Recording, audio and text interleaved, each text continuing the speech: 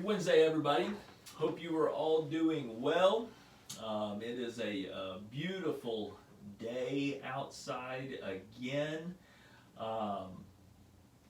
It is a day to truly be reminded of the passage that I mentioned Sunday and that we read through Sunday. Give thanks to the Lord, for He is good. His steadfast love endures forever.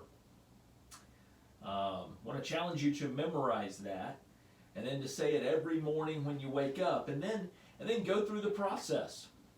What are you thankful for?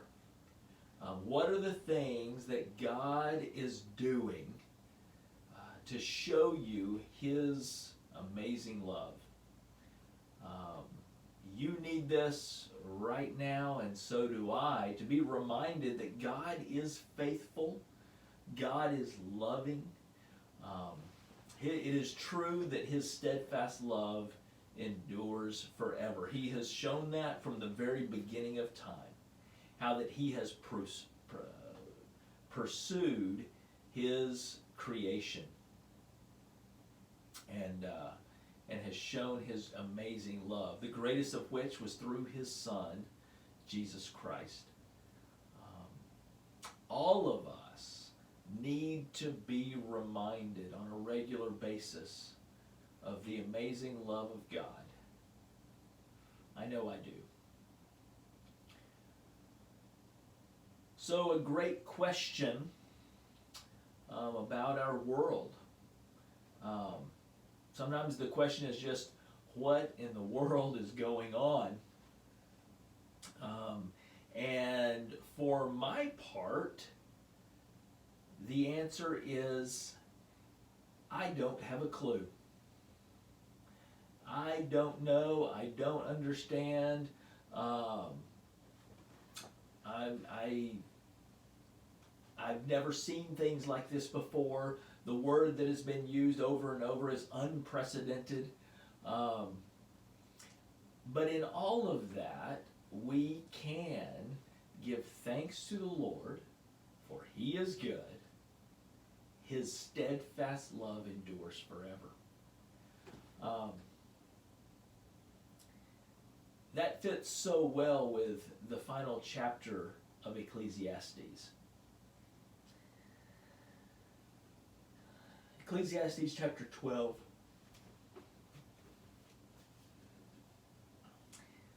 12th chapter of Ecclesiastes begins this way. Remember also your Creator in the days of your youth, before the evil days come and the years draw near, of which you will say, I have no pleasure in them. Before the sun and the light and the moon and the stars are darkened and the clouds return after the rain, in the day when the keepers of the house tremble, and the strong men are bent, and the grinders cease, because they are few, those who look through the windows are dimmed, and the doors on the street are shut, when the sound of the grinding is low, and one rises up at the sound of a bird, and all the daughters of song are brought low. They are afraid also of what is high, and terrors are in the way. The almond tree blossoms, the grasshopper drags itself along, and desire fails, because man is going to his eternal home. And the mourners go about the streets before the silver cord is snapped, or the golden bowl is broken, or the pitcher is shattered at the fountain, or the wheel is broken at the cistern. And the dust returns to the earth as it was, and the spirit returns to God who gave it. Vanities of vanities, says the preacher, all is vanity. He begins by saying, remember also your Creator in the days of your youth.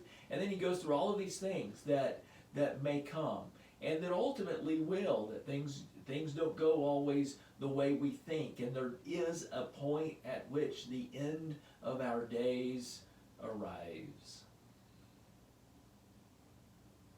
After all that he has said, remember the Creator.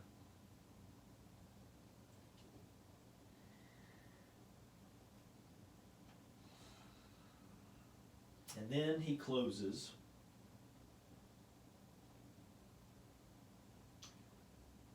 with the end of the matter.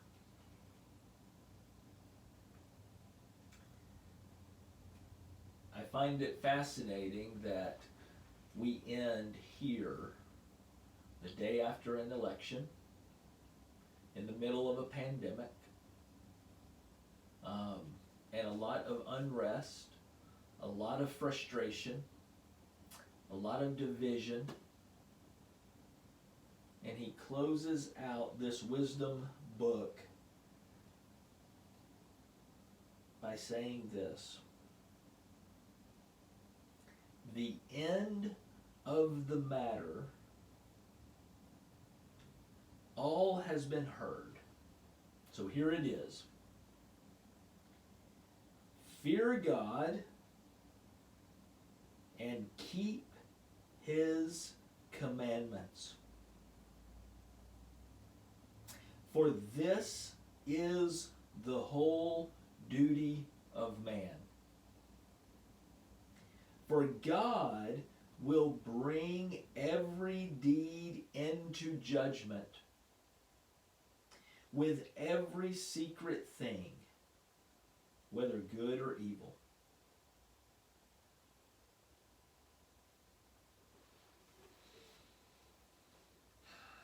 You know, I find amazing comfort in that. Fear God. Keep his commandments. It's the whole duty of man. Why?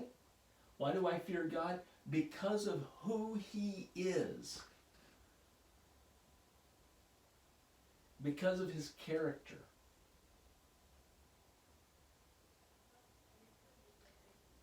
Because of how he has shown his character. So my confidence doesn't have to be in the world powers, in the authorities, in all that is going on in our world, even in my health. My confidence is not there. My confidence is not in my stuff or my stock portfolio or whether my house is built on a firm foundation, as long as the true house, my spiritual house, is built on a firm foundation. And that is the solid rock of the one and only God of the Bible. Fear God and keep his commandments. You know, when we live that way, we have an amazing opportunity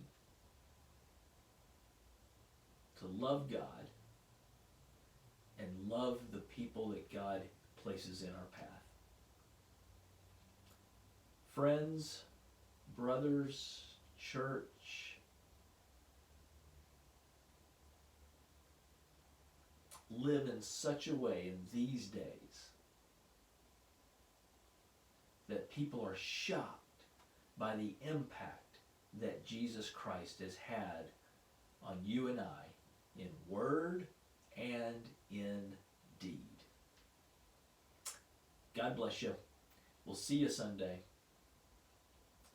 Have a great evening.